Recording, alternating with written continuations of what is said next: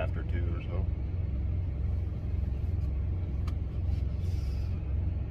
On the agenda today, first things first, pull around to the fuel island here, top off these tanks, truck and trailer. I haven't actually looked at the trailer fuel yet. May not need it, but I'll check.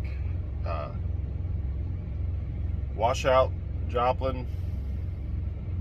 Pick this load up in Springdale. It ought to be ready. It was supposed to be ready at 10 o'clock last night. Pick it up in Springdale, book it to Oklahoma City. Park in Oklahoma City until they can take the delivery tonight. And then back to the truck stop in Oklahoma City for like 17 hours or something. Unless they have me relay it and do something else. I doubt it because I'm supposed to be home Friday.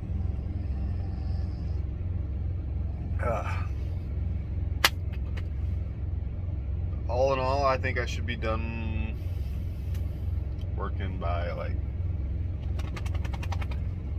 10 o'clock this morning. As long as everything goes smoothly. There's nothing wrong with that trailer or nothing. That's the plan.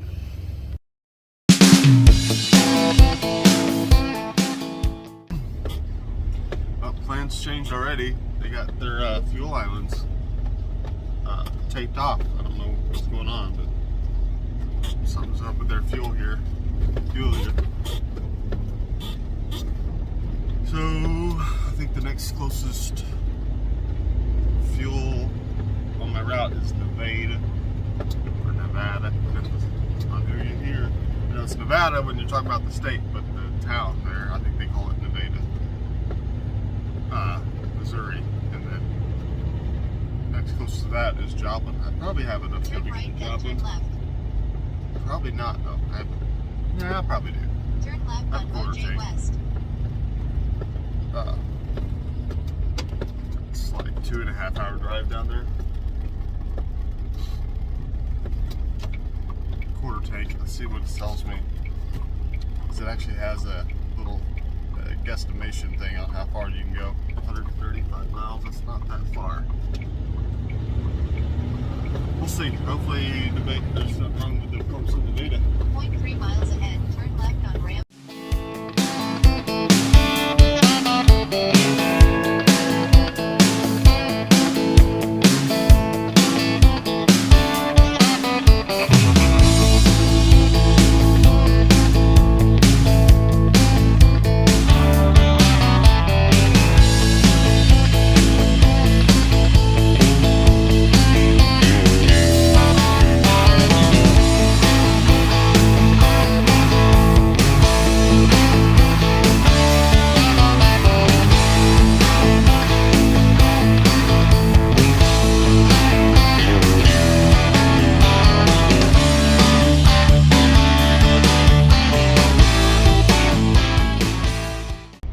Forgot about Harrisonville. I don't know how. I've only been here 10,000 times. I just spaced it. Get here, fuel here instead.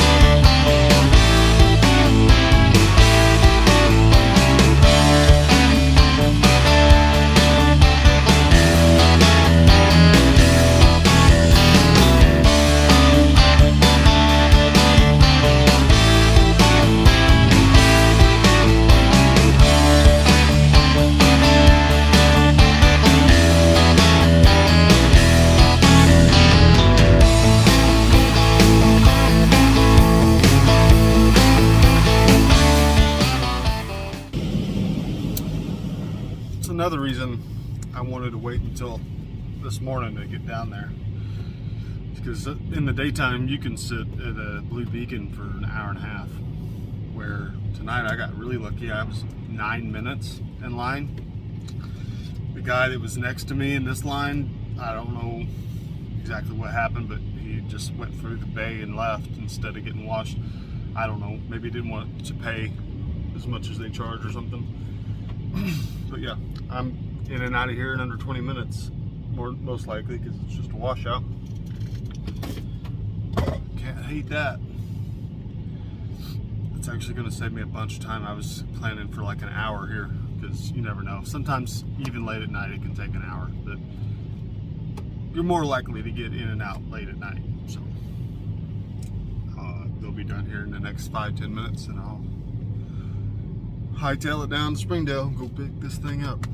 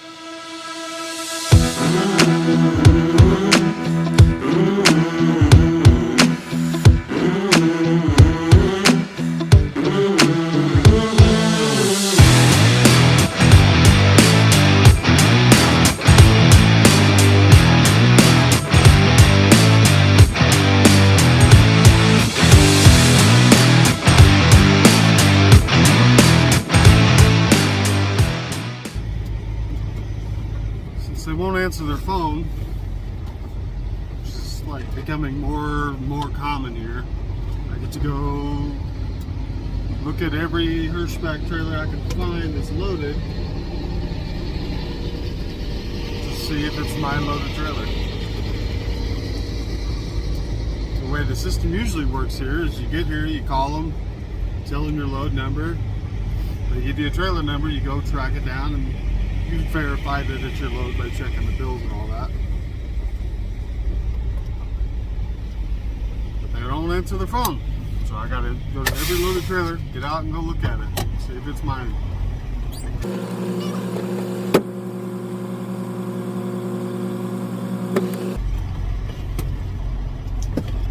I must be lucky. First trailer I went to, it was the right one. Yep, 598. That's just bizarre. The first loaded trailer I found, and it was the right one. I guess I can't complain about that.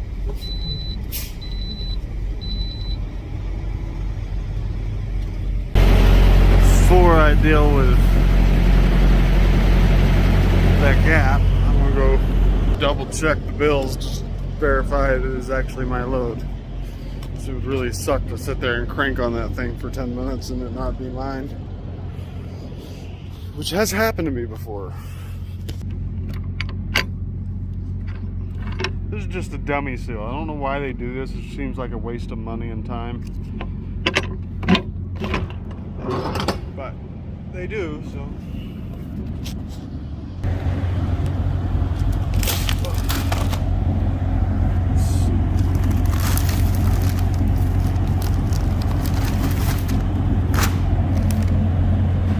AWG and Nash Finch.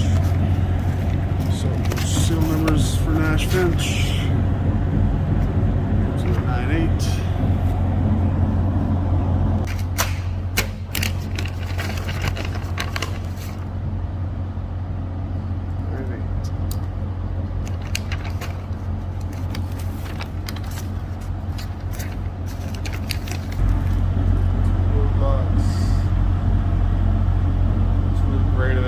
Load locks on the little pallets that don't need them really. It is a miracle that I haven't had any rejected loads from Cargill, because they do not pack their stuff that great. They don't use that much wrap, and it just kind of boxes just kind of go every which way. It's like they're really cheap when it comes to the plastic wrap that goes around the pallets to keep everything together. Yay, super singles. If you don't know what that is, those instead of duals. The reason we don't like super singles is if one goes flat, you're stuck. As if you have duals, if one goes flat, you can usually make it down to the next exit at least, or sometimes even down to the next shop. As long as the DOT doesn't see it. And with the super single, when it goes, and you're left with nothing but a rim. And that doesn't go too well. You need to spend an hour cranking on this stupid landing gear.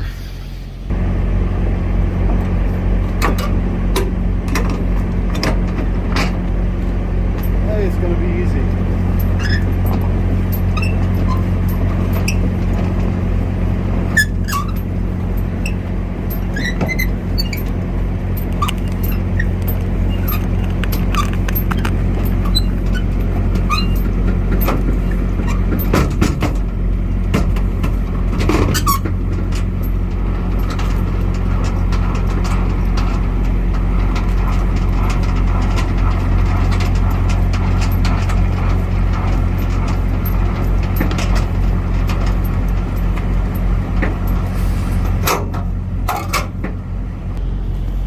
I had better be careful today. I got lucky twice in one spot.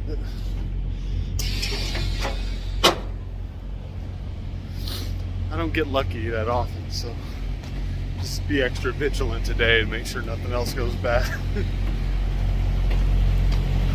Might sound a little kooky, but I don't trust it. I don't trust it.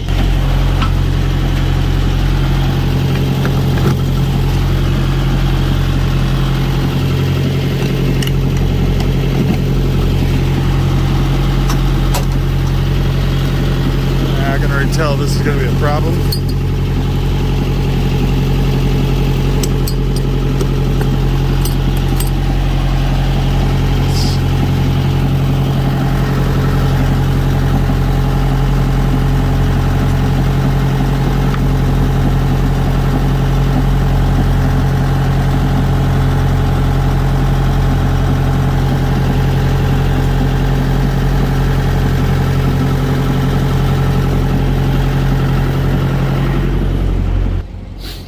Supposed to have a spring. I'm not sure why Hirschback trailers have this problem so often. Because I've driven for other companies and I ran into that once in a while, but Hirschback has a bunch of trailers with that issue where that spring that holds that cap down onto the flat hand just breaks. Of course, I gotta wait on air pressure. I hate that so much. I try not to idle my truck because it wastes fuel. So when I stop, pop the brakes and turn the key off. It's just a habit. I've done it my whole career. And with this truck, even if it's got 100 PSI, it won't let you go into gear. So I end up having to start my truck and wait for air pressure to build up anyway. And it defeats the purpose of turning the truck off. If I would just let it idle, I'd have air pressure. But since I didn't let it idle, I gotta let it idle so I can have air pressure.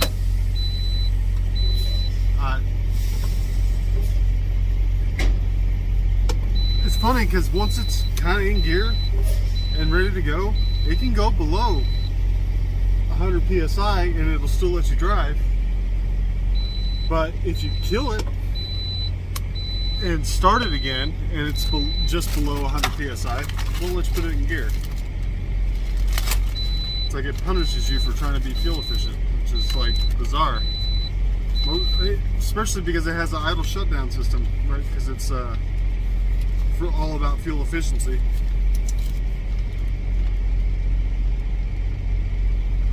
And emissions. Oh yeah, my least favorite guard is here, the one that takes forever to do anything. I honked at him the other day. I think he remembered me. He had an attitude when I pulled in. The other day when I went to leave here, he did all the checking and stuff and went in the guard shack, and I sat there patiently for like 5 minutes, but I don't know what he was doing. Like every other guard, as soon as they're done checking me in, you know, writing everything down, they just let me go. And he went in the guard shack and was fiddling around with stuff and moving back and forth for a good 5-6 minutes. And I finally honked at him, and he kind of looked at me and threw his hands up. I was like, "Can you let me out?" And he waited another 2 or 3 minutes, and then he opened the gate. I don't know why. I do try to be patient with these guys, but you're going to sit there and waste my time. You know, am I supposed to just sit there silently? I'm usually on a pretty tight schedule, man. Sit here for 10, 15, 20 minutes unnecessarily. I don't get it. I'm going to staple this because they got so many pages here, it wouldn't stay stapled.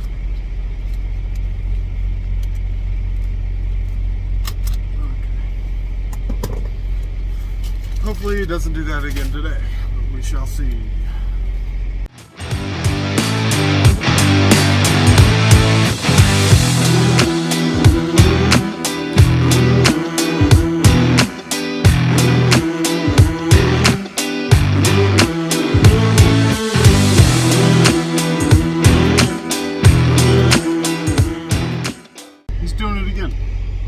Every other guard that works here, when they're done checking me in, they go into that guard shack, they open the gate and let me out.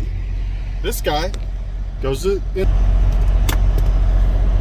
can see his little headlight there. Now he's opening. But he waits like 5 minutes every time, and I don't understand it.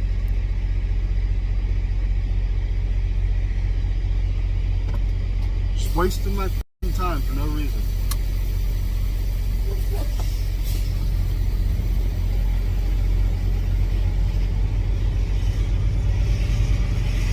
When he's done looking at my stuff, like I say, every other guard opens the gate and lets me out.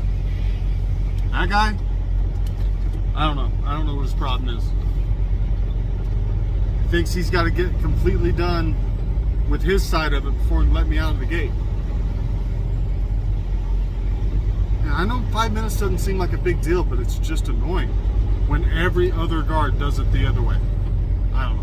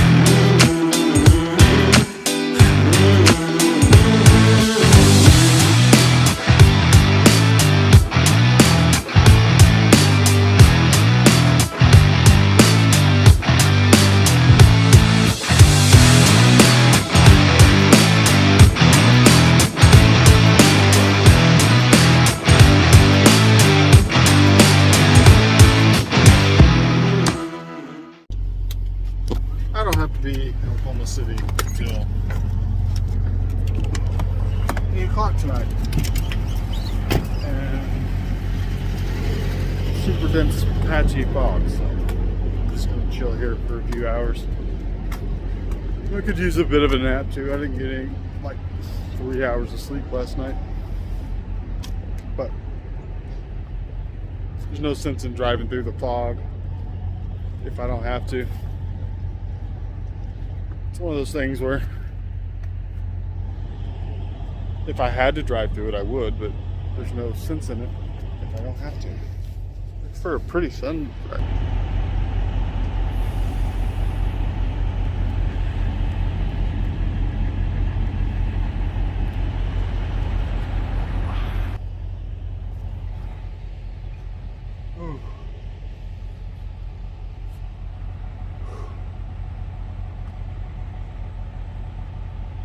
You see stuff sometimes, and you just ask yourself how. See these ruts? That's a good 20 feet, and it's uphill, and there's a curb. Oh, dude, so why you gotta walk around stuff all the time? Like, how in the world? Why did somebody back their truck up that far?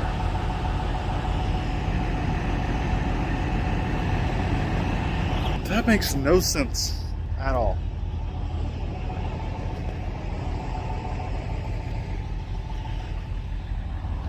Crazy stuff, man. You know how I could tell you're a no driving son of a gun? When you pull into a truck stop and there's 20, 30 empty spots, but they're blindside angle spots. So you pull in and park right there when there's empty spots right here and here and on the other side and yeah, all over.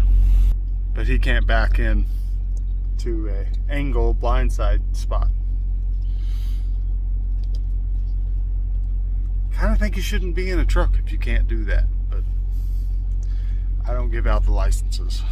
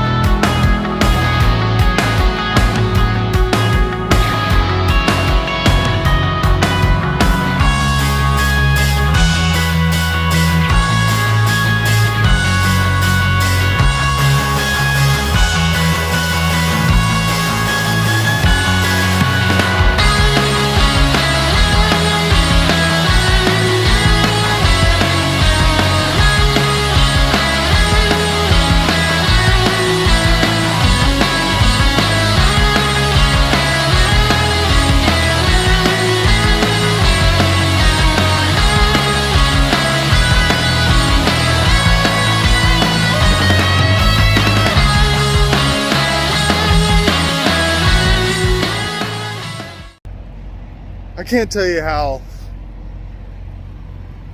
utterly annoyed I'm getting with the process of checking in at places. So you walk up there and there's a phone number on the freaking thing. So you call the phone number, you get checked in. The guy on the phone tells me to go in there, write my phone numbers on the bill, and give it to the guy in the office. Here, buddy. So I do that. I go in and there's a guy standing there, just ignored me. And he just kind of taps on the window and points to the thing. And I just kind of glanced at it. I didn't read the whole thing, which is my fault, I guess. But the guy told me to go give the bills to the receiving office. So I was like, yeah, I wrote my number down. He says, well, read the whole thing. And he shut the window. He could have just as easily said, just leave your bills in the mailbox outside by the steps, which is what the sign said. But instead he bit my head off. Boy, you're ripping my arm off. You know better than that. Come on.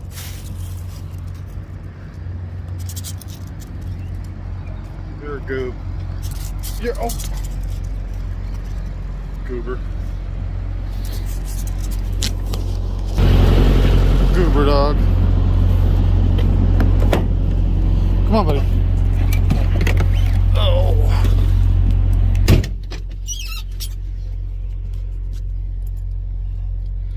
Anyway, I don't understand how all this stuff is supposed to be better than the old system, right? The way things worked for the last 10 years, up until COVID, you know, you go in, you talk to the people, they give you a dock door, you get unloaded, you go and you pay your lumper fee if there's a lumper fee, and you leave. Now I gotta call somebody that tells me to go do one thing, and then I get an attitude when I do the thing that the guy on the phone told me to do, which is in some, like in India or something. Like he barely spoke English on the phone. So I had to ask him what he was saying 15,000 times.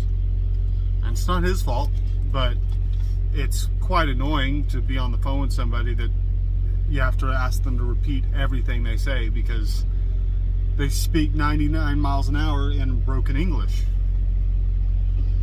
And then I got that attitude in there.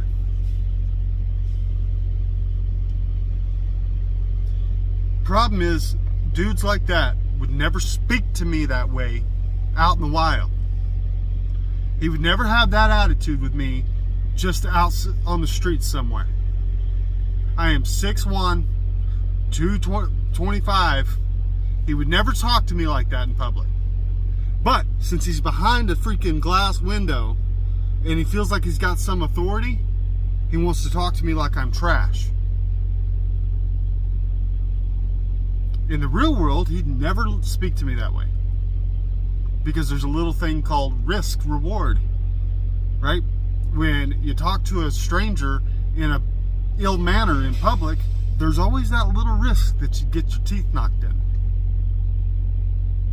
But when you're behind a bulletproof glass in a shipping facility and you have the power to just tell me to leave and get off your property, I can't respond to you. I had to answer this phone. That was the clerk from inside. 30 seconds later, he could have just as easily given me my door number when I was up there. A minute and a half later, he's got a door for me. Couldn't you just told me that when I was up there? Find the SiriusXM app in the App Store. Shut up.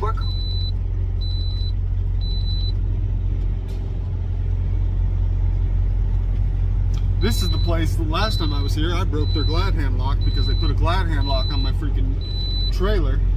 And then the guy that had the key went home. I just broke it. Hope that doesn't happen again today. Probably get banned from here for life if I break a second one.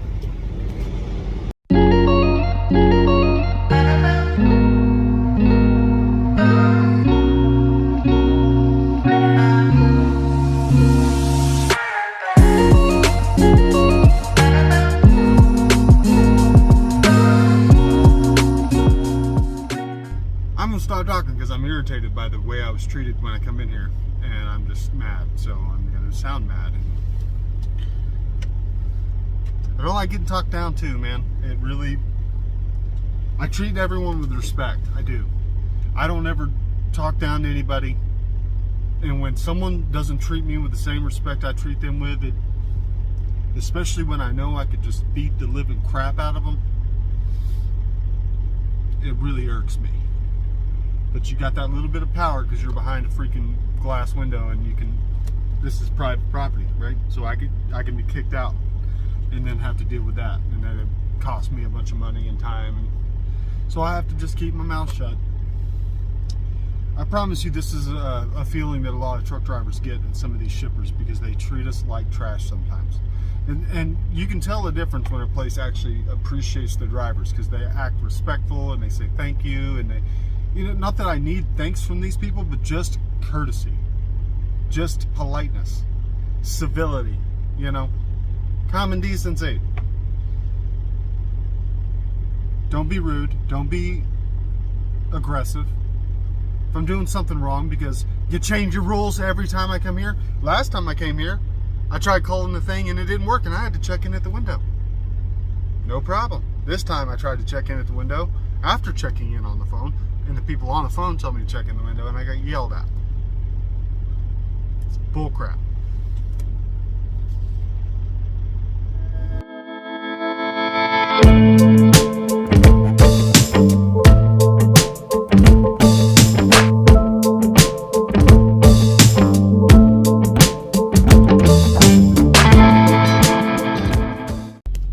I don't think I'm allowed to park here, but the way I figure it, if I leave here now, I'm not going to find anywhere to park in Oklahoma City. So I'm just going to park here, and two things will happen. Either they'll realize I'm not supposed to be here sometime early in the morning, and then I'll go and I'll be able to find parking. Or they won't notice me at all, and they won't care, and won't say anything, and I'll just leave here tomorrow night to go deliver my other load. There's the other Hirschback truck that was here when I got here with his curtains closed, and he's leaving right now without ever delivering anything tonight. I'm thinking they're not going to notice me, or they're not going to come bother me. So, and if they do, they do, and I'll have to go figure it out then. But as of now, I might as well just park here. Deal with it when it you know, better to ask for forgiveness than permission. Hi, buddy. He's being all sweet. He's snuggling with his dad. He likes to get his ears rubbed.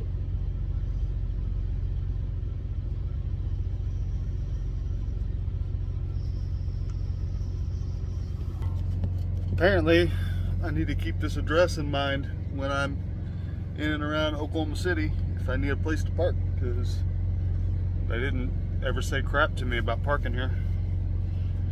It's 7 o'clock the next night. I sat here for 23 hours.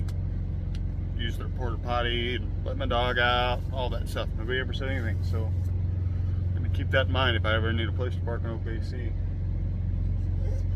What, buddy? He's ready to go work. I'm gonna run over to the truck stop and grab something to drink. I completely ran out of stuff to drink in my truck, and then go get this other part of this load delivered. Well, one thing you'll hear at a truck stop, if you ever go in there and listen to drivers whine and moan, is how shippers and receivers won't let you park on their lot. I'm about to show you why. Now, I understand how much of a pain in the butt it is when product gets rejected at a shipper or a receiver, rather. But doing stuff like that ruins it for everybody. This place let me park here for 23 hours. And this is the thanks they get. Kicking us out of the lot. If I had a way to take this out of here, I would. can't open my trailer because it's sealed. And if I break that seal, the next place won't receive it. I'd get rid of this stuff for them if I could.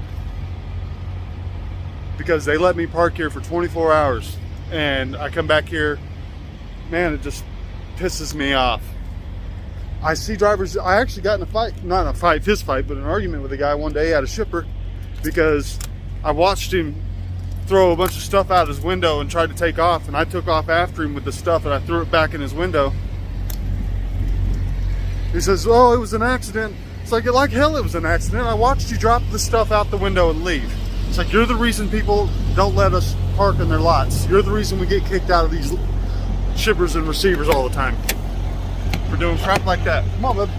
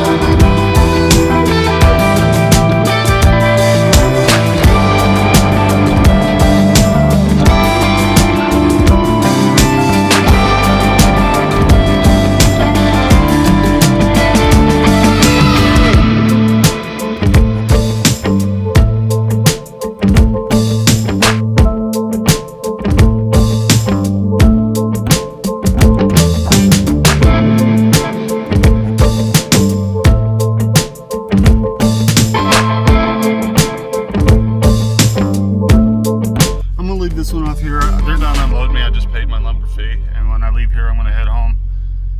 And this video is already like 45 minutes long, so I can't really add anything else to it without it being too long to watch. But that's it for me. I'm going to go spend the weekend with the kids and all that stuff. Got to go down to my sister and brother-in-law's house. Actually exchange Christmas presents because we didn't get to last time because everybody got sick.